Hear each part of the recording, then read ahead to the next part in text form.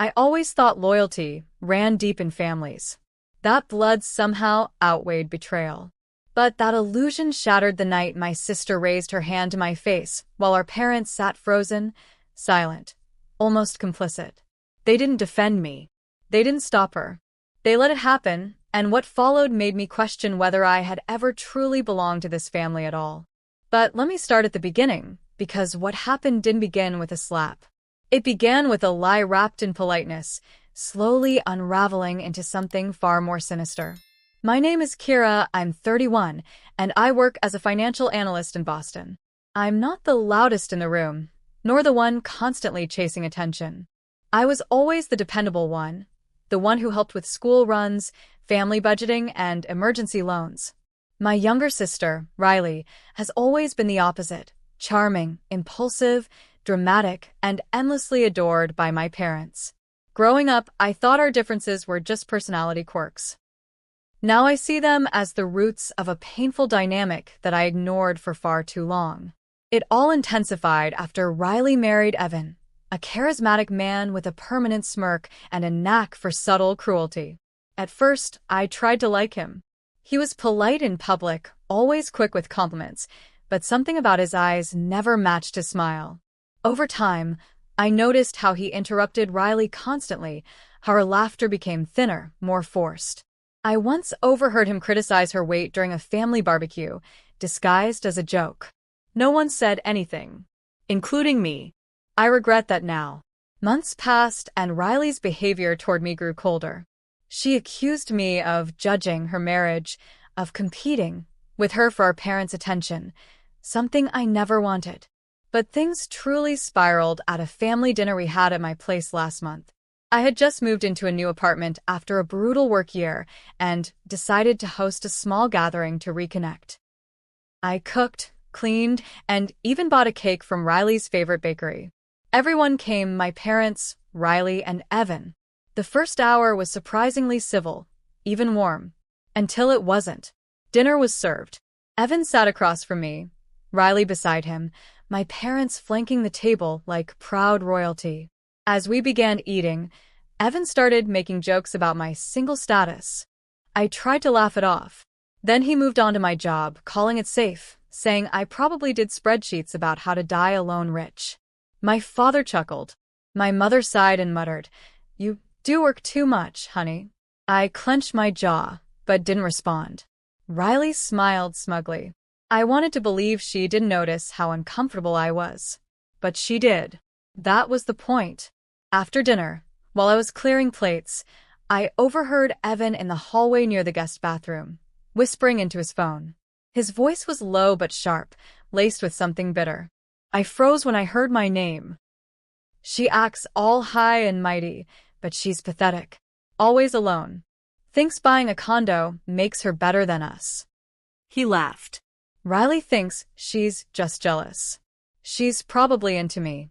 I stood there in shock, gripping the plate so hard my knuckles turned white. My face flushed with fury. Without thinking, I marched back into the dining area, water glass in hand. Evan had just sat down on the couch, looking far too pleased with himself. I walked up, said nothing, and poured the entire glass of water over his smug face. The silence was instant and deafening. He shot up, dripping, mouth open in disbelief. "Are you insane?" he snapped. My parents gasped. Riley stood up so fast her chair fell backwards. But I didn't move. I stared at him, breathing hard, my hands trembling, not from fear, but rage and years of swallowed pride. "What the hell is wrong with you?" Riley shouted, storming toward me. "You humiliated him." She didn't ask why. Didn't care. I opened my mouth to explain, but before I could say a word, her hand struck my face. Hard. The sound echoed through the room like a gunshot. Time froze. My parents sat still. Evan looked smug again. Riley was panting, wide-eyed, lips curled in anger. I touched my cheek, stung more by the betrayal than the pain. "She poured water on my husband," Riley hissed. You all saw it. But what no one saw, or remembered, was the security camera in the hallway just a few feet from where Evan had made that call. I had installed it months ago after a neighbor's break-in. Quietly. No one knew. I didn't speak. I didn't argue. I simply turned and walked to my office. I pulled up the live camera footage archive and cued the last 20 minutes. Then, with my family still sitting in confused silence, I brought the tablet into the room, placed it on the table, and hit play. What followed would be the unraveling of every smug expression, every dismissive smile, every false narrative they had spun in their heads about who I was and who they wanted me to be. As the video played, an eerie stillness settled over the room. My father leaned forward, squinting at the screen. My mother clasped her hands so tightly her knuckles turned pale. Riley crossed her arms, her bravado beginning to crumble, while Evan stared, jaw tight, knowing exactly what was coming. The audio was clear. Evan's voice, unmistakable, slithered through the silence with each venomous word. She acts all high and mighty, thinks she's better than us. She's probably into me. My parents' expressions shifted from confusion to horror as the realization sank in. Riley's face flushed, her mouth opening and closing without a word. The truth, laid bare on a 7-inch screen, unraveled the lie that had just led to a slap across my face. For a moment I felt vindicated. Not triumphant, but coldly validated. I didn't gloat, didn't scream, I told you so. I simply watched as the illusion they'd all clung to shattered. When the clip ended, the silence stretched painfully. My mother was the first to speak, her voice barely a whisper, asking if it was recent, as if trying to salvage some scrap of doubt. I nodded once, my expression unreadable. My father didn't meet my eyes. He looked down at his hands, ashamed, or maybe just overwhelmed. Riley, though, did something I didn't expect. She stormed out. Not in guilt, but in fury. Like I had ruined something she had spent so long building. Her image, her fantasy of the perfect marriage, the golden daughter who did no wrong. Evan followed, swearing under his breath, and slammed the door behind him. And my parents? They stayed. That's when the excuses began to bubble up. They tried to smooth it over, to suggest maybe Evan was drunk or joking or just venting. My mother asked me why I had installed a camera in the hallway, as though that detail might somehow diminish the content it revealed. My father said it wasn't worth destroying the family over. I didn't raise my voice. I didn't cry. I just stood there as they tried, pitifully, to contain the wreckage with emotional duct tape. What they didn't realize was that the damage had already been done, long before the slap, long before the water glass, long before Evan's cruel words. The fracture began years ago, in small dismissals, favoritism masked as parenting, and a lifetime of being the daughter they respected but never truly defended. I had always carried myself with quiet strength, thinking that earning their approval meant tolerating their indifference. That night, I realized how deeply mistaken I had been. I asked them to leave. Not in anger, but calmly, like a landlord evicting tenants from a space they had long taken for granted.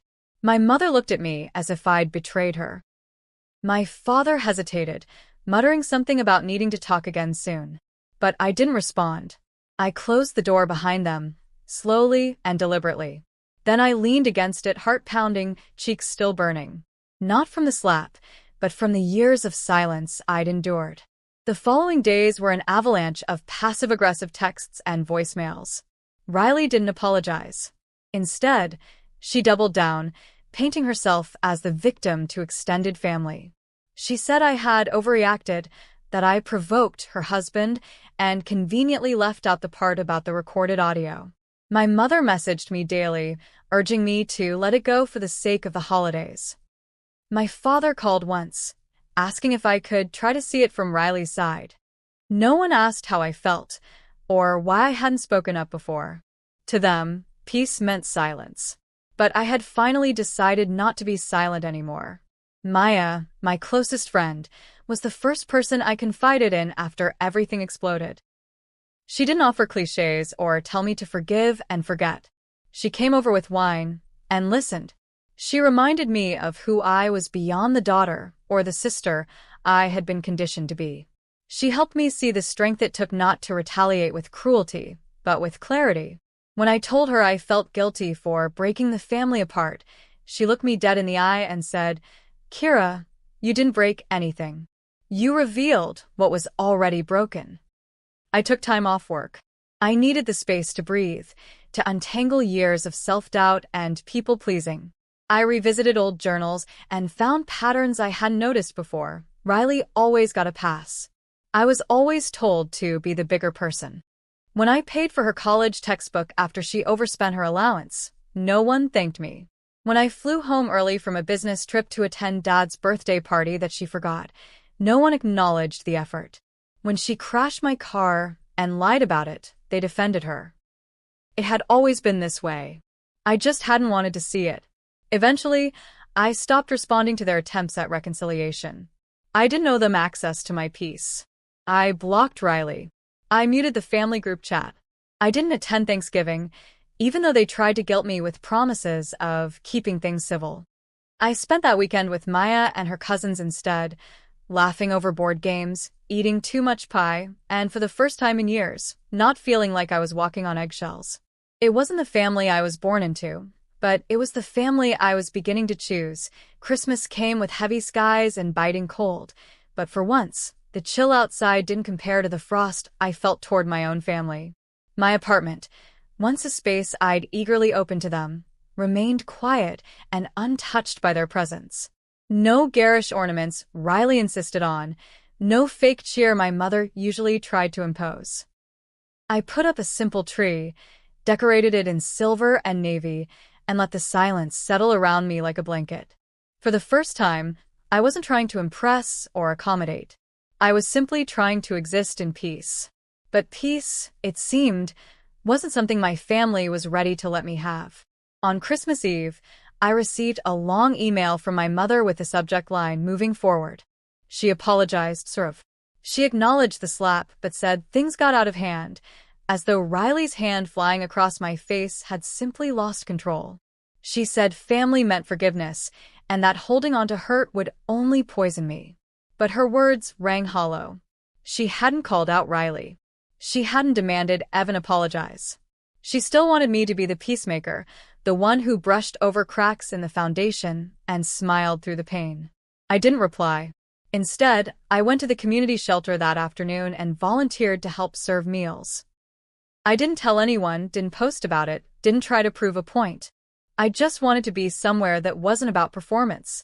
The people I met there, strangers with nothing to gain, offered me more warmth and acceptance than my own blood had in months. One older woman with trembling hands and eyes filled with stories hugged me after I refilled her cup of cocoa. She said thank you like it meant something. That moment stuck with me longer than any forced family photo ever had. I returned home that night with sore feet and a full heart, and that's when I saw the envelope taped to my apartment door. My father had been there. I recognized his handwriting. Inside was a letter, handwritten, not typed, not texted, not phoned in. It was surprisingly honest. He admitted he had failed to protect me. That his silence at dinner was not because he didn't care, but because he didn't know how to challenge the dynamic he'd been enabling for years. He said Riley had always required more attention, more cushioning, and that over time, they'd let that imbalance become the family's norm. He didn't ask for forgiveness. He said he didn't deserve it yet. That letter cracked something open in me. Not forgiveness, not yet, but a recognition that maybe not everyone was beyond hope. Weeks passed. I returned to work, focused on my career, poured my energy into things I could control. Maya and I took a weekend trip to Vermont in late January, and sitting by the fireplace with a mug of cider in hand, I realized I was no longer mourning the family I lost. I was mourning the illusion of what I thought we were. That's a very different grief. Less sharp, more sobering. I came back home with clarity. I didn't need closure from them. I just needed to stop waiting for them to change. By spring, Riley and Evan had separated. Word traveled through cousins and mutual friends. Apparently, Evan had lost his job and blamed Riley for making things worse with her drama. She had moved back in with our parents and was dealing with a lot. I didn't reach out. I wasn't cruel. I didn't gloat, but I also didn't feel responsible for picking up the pieces anymore. She had chosen her side. She had slapped me, humiliated me, and tried to twist the story afterward. Maybe life was just teaching her what I had learned the hard way. You can only use people for so long before the mirror shatters. In May, I hosted a gathering at my place. Not a family dinner, not a performance, but a real, casual evening with the people I now considered home. Maya, her boyfriend, a couple of coworkers, and my neighbor from across the hall. We ate on mismatched plates, laughed until our stomachs hurt, and toasted to healing from family-sized damage. As we cleaned up later, I caught a glimpse of myself in the hallway mirror. I looked tired, yes, but also calm. Strong. Free. That was the woman I had become. One who didn't need validation from people who never really saw her. My parents still send holiday cards.